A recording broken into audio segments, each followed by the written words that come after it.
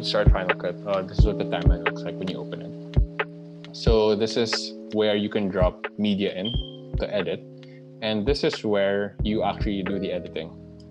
Final Cut's pretty straightforward, I guess, compared to other video editing platforms. It's not very difficult to get hang of it. So we're gonna take this one step at a time, I guess. So if we look to the bottom right-hand side, we're gonna see all the effects that you can add to an image. So these are just specific stuff you can lay over to an image.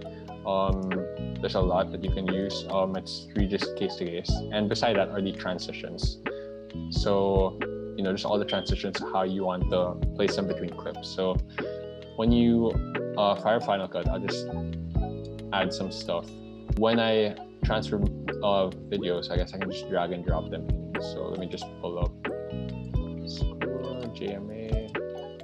Okay, let's pretend we're editing JMasterClass. So we have the old intro. Can we use that? Yeah, let's use that. So we can add that here. And voila, this is your clip. This is where all the clips you add get added to. Clips, music, images, any external media you're using, they get added here. Then you can drag it and drop in the timeline, and here you have your project. I guess general things to note, when you look at, you can just zoom in and zoom out. I use a trackpad, I guess it depends on what you're using, on the timeline. So you can have the increments of scrubbing through the clip a lot more precise. So this is like, I think we're looking at milliseconds right here, like between frames. It's really slow. And I'm just gonna zoom it out, make it a bit more realistic. And okay, so now we're back to actual seconds. So yeah, just scrubbing through the timeline. This is how you can tweak the audio of the video. So it's pretty straightforward. There's volume, you can just lower it and higher it, depending on, I guess, yeah, depending on what you need. Then some shortcuts that I like to remember when I start editing is, first you have B, which is the blade tool. It should, here, okay. So B, yeah, blade. I just memorized it honestly. But then blade lets you cut between images. So I mean, cut between videos. So cut. Then you can press A to go back to a cursor. So here we're looking at working our old intro, which we're not using.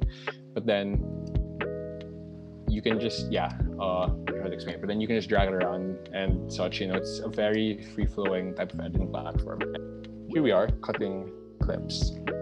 So you can only add transitions between two different clips because it's a transition, and you can only transition between two clips. So say we're gonna add a cross dissolve here. So if I'm watching it without it, it's black, then it just pops up. So if you want to smoothen out this type of transition, where it just was a previous clip that was black and start a new one, you can add a simple directional blur here and just add it there, create transition, and it just adds a very slight blur.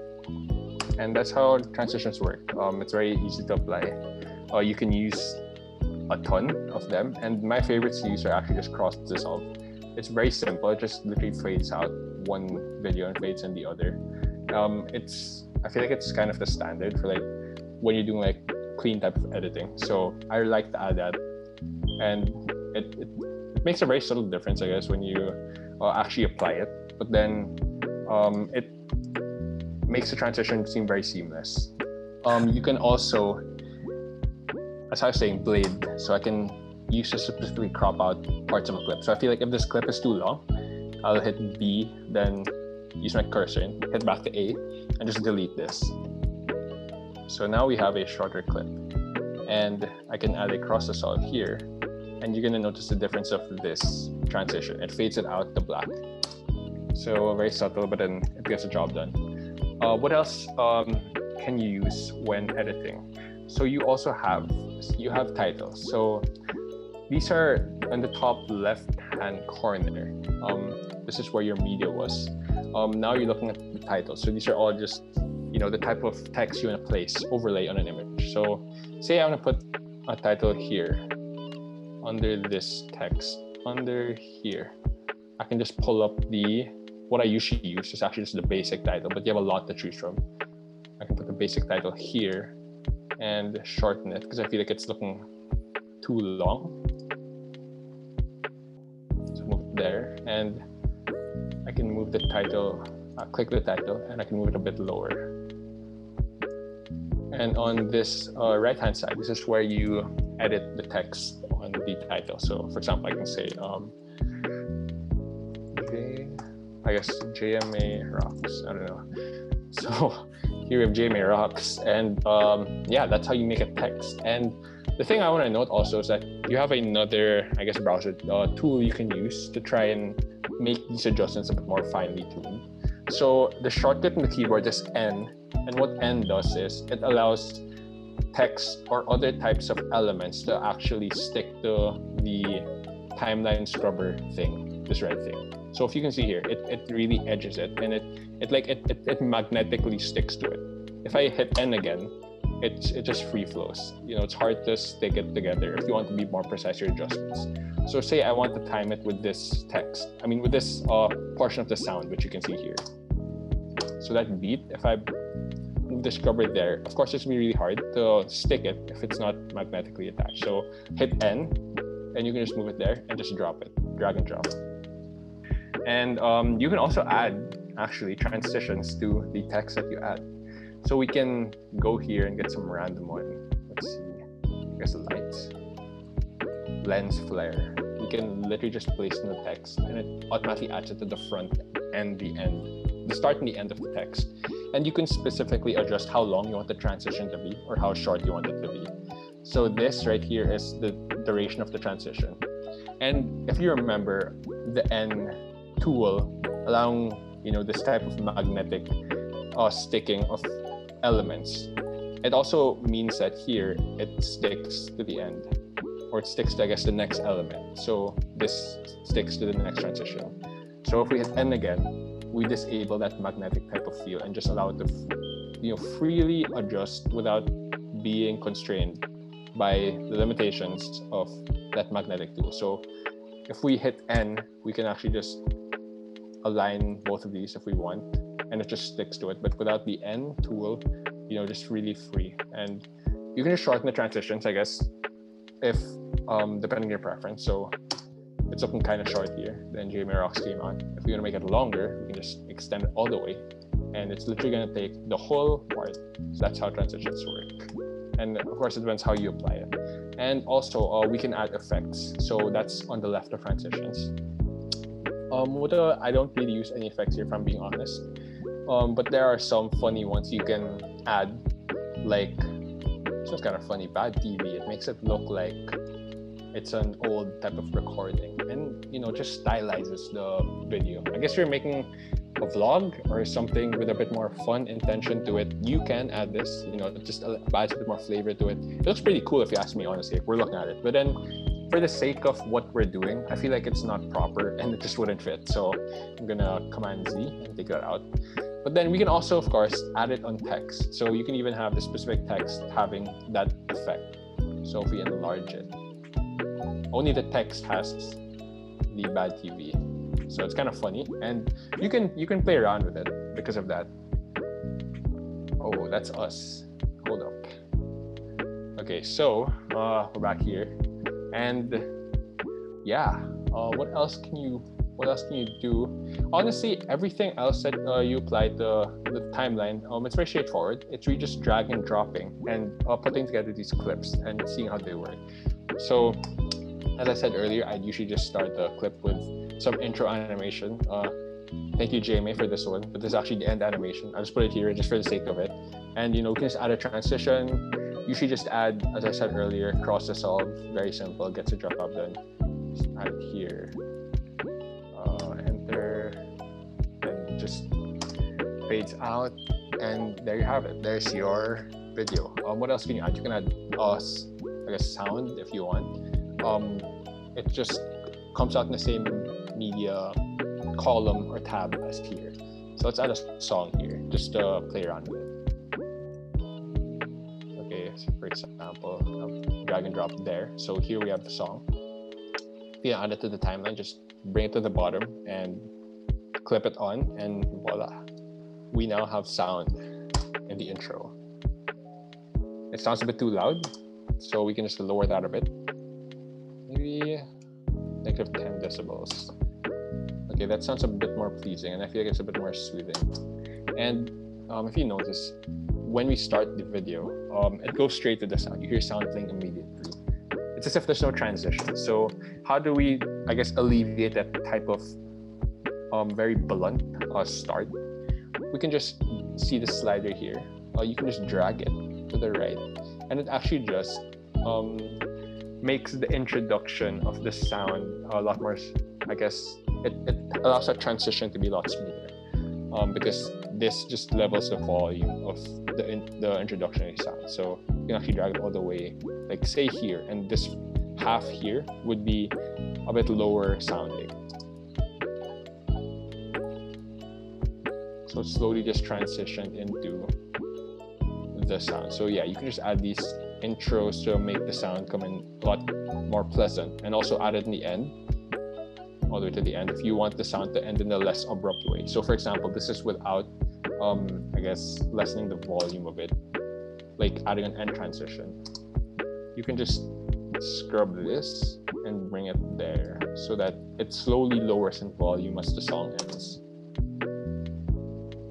So this is why it declines. And very subtle, but then it makes a difference. And yeah, everything else is just a combination of how you want to play around with the videos, the music, and just add these effects and transitions. You can also, and after you've done everything, you're just gonna wanna, if you wanna export your video, you just hit File, Share, and Export, depending on what type of resolution you're after. If you click this, it just brings you to, I guess, the export mini page, which is loading right now because my laptop's kind of slow. But okay, there. Then you can just choose and name your project whatever you want.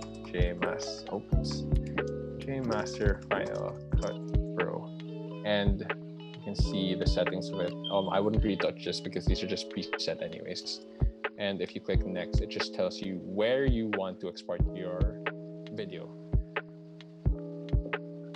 So this is an example of a fully edited video.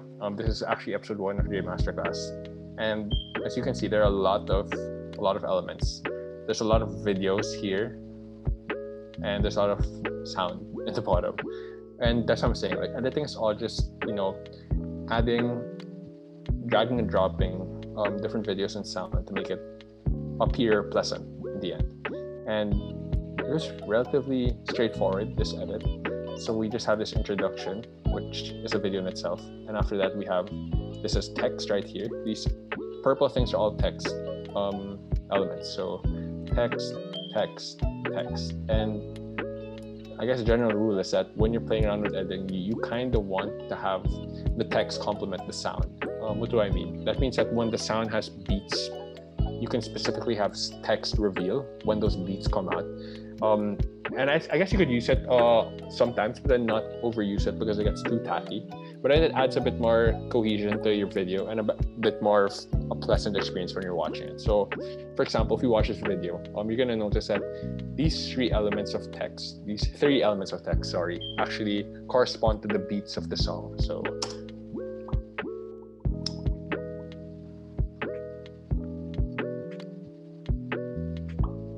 there's 1, 2, 3.